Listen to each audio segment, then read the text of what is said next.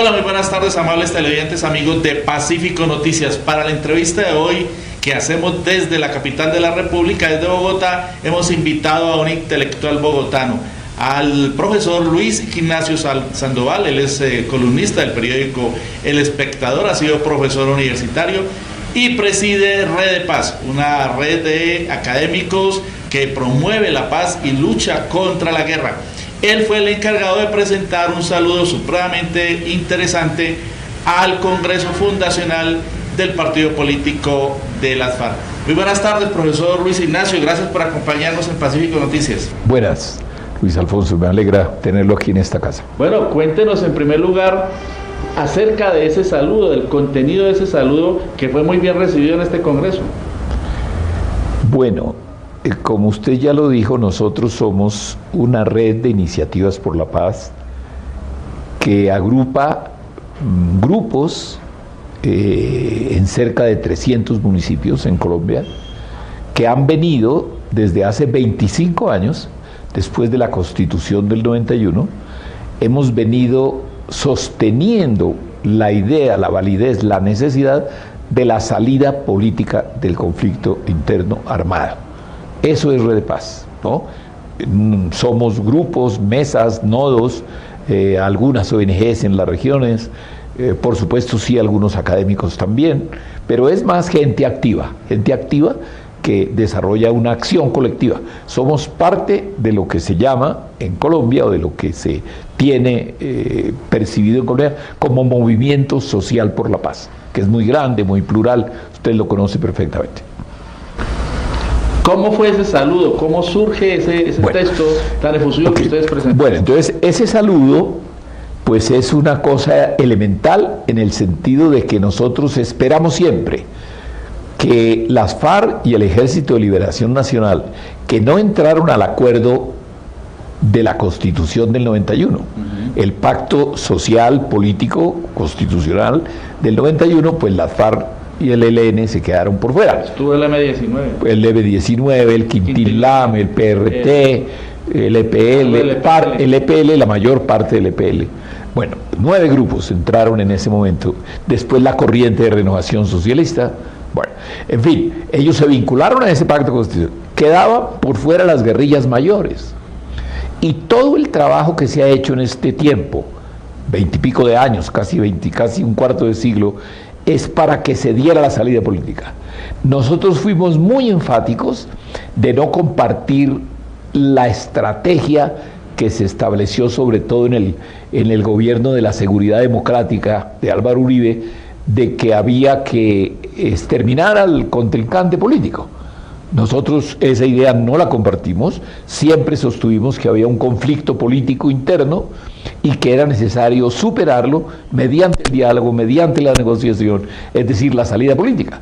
Entonces eso se sostuvo a través de muchas cosas, de marchas, de congresos, de cosas de comunicación, pero se sostuvo sobre todo a través de la Semana por la Paz, que se celebra siempre en septiembre, y estamos en vísperas de una semana. Entonces nosotros nos complace enormemente, recibimos con gran alegría y con una perspectiva de futuro muy halagadora que se firme un acuerdo de paz, pero igual somos conscientes de que ese acuerdo de paz tiene que llevarse a la práctica, tiene que cumplirse, y el país tiene que apreciar la paz. ¿Para qué sirve la paz? Creo que, no sé si tú lo compartas, Luis Alfonso, pero me parece que el país no se ha dado cuenta todavía de las bondades de la paz. Profesor, ¿cómo es la perspectiva del nuevo partido político creado en este Congreso? Bueno, yo creo que la perspectiva es interesante. Ellos nacen en medio de dificultades, es un alumbramiento difícil, pero nacen cuando el resto de la política, prácticamente todos los demás partidos, están en una crisis pavorosa de corrupción, de ineficiencia, de insensibilidad social, problemas también en el relacionamiento internacional. Entonces yo creo que ese partido, si ellos trabajan de manera, dijéramos, si instalan un nuevo sueño de país, Colombia necesita un nuevo sueño de país, y ellos traen muchos elementos para alimentar ese nuevo sueño. pero no lo pueden hacer solos. Yo diría que el secreto está en que ellos sepan encontrarse con muchísima gente que sin armas viene trabajando y luchando por la democracia en Colombia. Precisamente este Congreso surge un llamamiento de convergencia para defender la paz y por un gobierno de transición. ¿Usted qué opina? ¿La izquierda asumirá este llamamiento? Debe asumirlo. Yo no te puedo asegurar que lo va a asumir, porque hay muchos problemas también en la izquierda, en lo que se llama el universo alternativo, que somos tantos, ¿no? Las izquierdas, distintas izquierdas. Un espectro demasiado amplio. Un espectro muy amplio, las izquierdas, toda la franja progresista, la franja de centro izquierda, los verdes y otros agrupamientos, ¿no? Bueno, todo eso debería tener, avanzar, lograr un entendimiento y definir las candidaturas en una especie de consulta o de encuesta, con alguna forma de entendimiento, ¿no? De tal manera que tengamos un candidato del avance social, un candidato de la paz, un candidato de la transparencia, un candidato de la modernidad política, un candidato de la integración con los pueblos de América Latina que sea capaz de llegar a la segunda vuelta. Pero eso solo ocurre si nos unimos todos. Ese es el gran secreto. Y si se dejan de lado intereses particulares y también señalamientos como los que siguen haciendo incluso desde la izquierda a este nuevo partido, ¿no? Sí, tenemos que reconocernos todos. Lo más elemental es saber que todos aportamos ideas, que aportamos trayectoria, que aportamos capacidades de lucha, que aportamos, dijéramos, competencias en diferentes campos de la vida económica, social, cultural del país. La riqueza es enorme, Luis Alfonso, pero se necesita un sentido de sinergia, de articulación. Va a salir un libro de Isabel Rauber ahora, lo publica Desde Abajo, que trata de ese tema de la política para esta coyuntura. ¿No? Es muy importante, es un libro que habla de la recreación de la política. Y Colombia necesita esa recreación de la política, y a todo este conjunto de pensamiento crítico, de izquierda, progresista, alternativo, le corresponde instalar ese principio de una gran reforma intelectual y moral en la vida colombiana. Pero insisto, ¿se desmontarán esos egos que hay en el campo de la izquierda, en el campo alternativo? Bueno, hay varias iniciativas muy interesantes que hablan de coalición para las elecciones del 2018, coalición para listas del Senado y coalición para presidencia de la República. Por ahora son como 3 o 4 propuestas de coalición. Entonces, hay un grupo al cual estoy vinculado, un grupo que trabaja muy discretamente, que está procurando aproximaciones entre esas candidaturas y entre esos sectores. Y nos parece que hay una posibilidad real. Entonces esperemos que Colombia tenga la grata sorpresa, y por supuesto que no es una iniciativa de coalición para hacerle el feo a las FARC, no, al contrario, que ellos se peguen a la idea, y creo que traen un buen concepto de convergencia, de gobierno de transición, de gran coalición.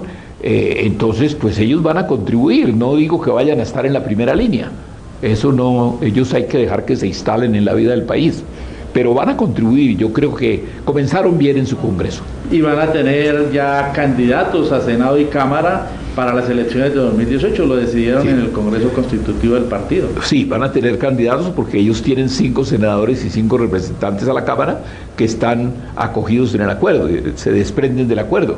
Pero está también el juego de las circunscripciones especiales. Exactamente. ¿No? Que no son partidarias, ¿no? Son de comunidades. Son mucho más amplias. Más amplias, pero son de las comunidades en las regiones donde ellos venían teniendo presencia de tiempo atrás. Algunos pueden ser de su origen, pero otros van a ser de otro color político, de otro signo. No se necesita que todos los que sean elegidos en las circunscripciones especiales pues tengan que ser necesariamente de las FARC, ¿no? O adscritos a ellos. Son de las zonas de influencia. Son de las zonas de influencia, sí. Sí, es la voz de los que no han tenido voz, de las regiones más apartadas, más olvidadas y más descuidadas por el Estado colombiano.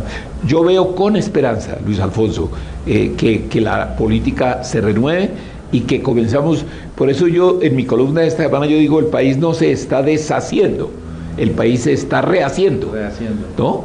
Y ahí hay que sumar, por ejemplo, las consultas mineras, el paro de Buenaventura, el paro del Chocó, lo que acaba de pasar, el paro de Segovia, cosas muy importantes. El paro nacional que se está preparando. Y el paro de los maestros que pasó, el paro nacional que se está preparando. Hay una perspectiva de movilización en Colombia. Y si hay una expresión política unida, plural, convergente, que interpreta esa dinámica de movilización, yo creo que vamos a llegar lejos en la tarea de construir una nueva Colombia más justa, más democrática, más digna. ¿Cómo ve la implementación legislativa del acuerdo de paz? Problemática, pero avanza de todas maneras. Ya a paso lento, pero a paso lento y con problemas, pero avanza. Por ejemplo, ayer ya aprobaron la prohibición del paramilitarismo. Precisamente sobre esa ley, ¿cuál es el análisis que usted hace? ¿Qué perspectivas tiene de aplicación? Sí, pues es que es lo lógico, ¿no? Porque está prohibido que haya, la guerrilla ya quedó, dijéramos, el alzamiento armado, pues no está fuera, se considera fuera de la ley, pero los grupos contrainsurgentes, el paramilitarismo, que también es una fuerza sobre la cual el Estado no ejerce su monopolio, ¿no? Pues esos grupos tienen que quedar por fuera. En una columna de semanas anteriores yo expliqué eso. Esa parte implica dos cosas. Primero, que el Estado ejerce el monopolio, pero lo ejerce de manera legítima, la fuerza, ¿no? Y que no haya un abuso de la fuerza por el Estado. Por ejemplo, el ESMAD.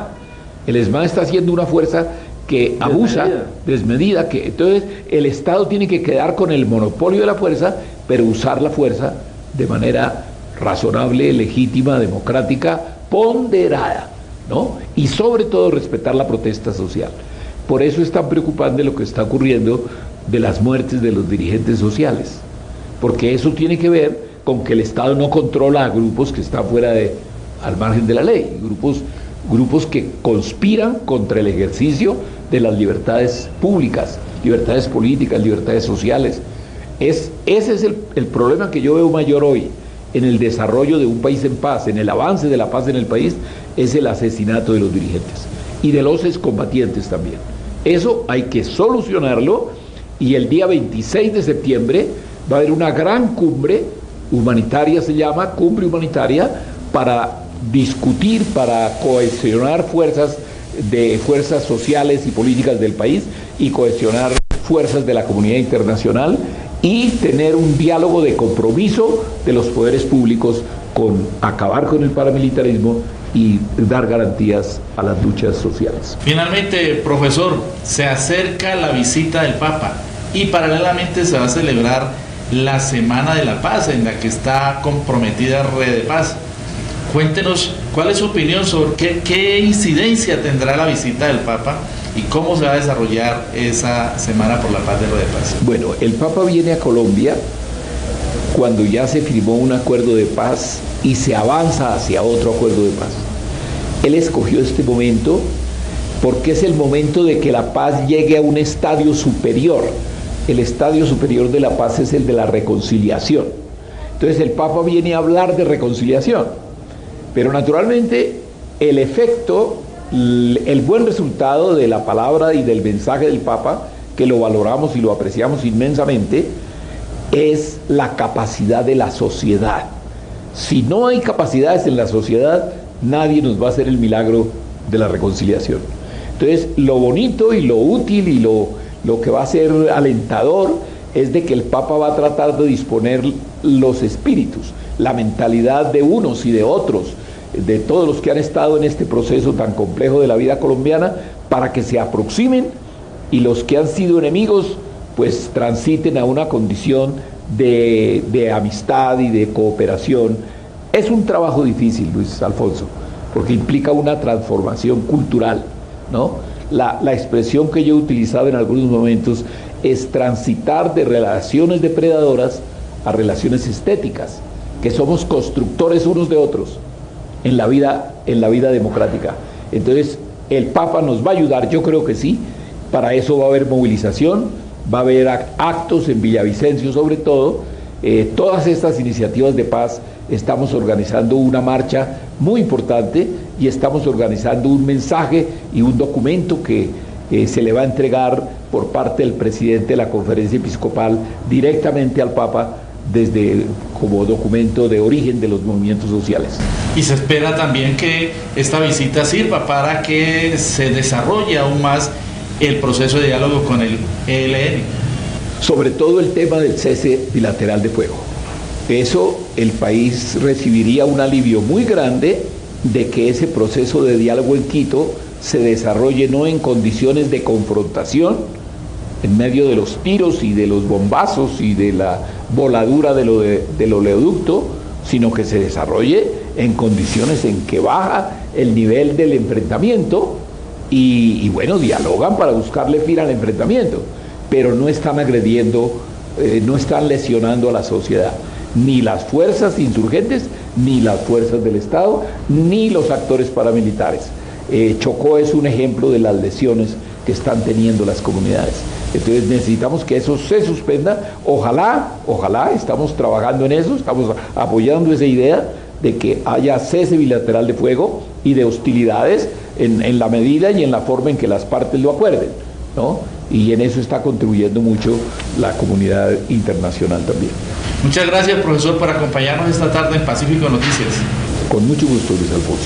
Bueno, se necesita que haya un desarme también de los espíritus para que se produzca el milagro de la reconciliación nacional.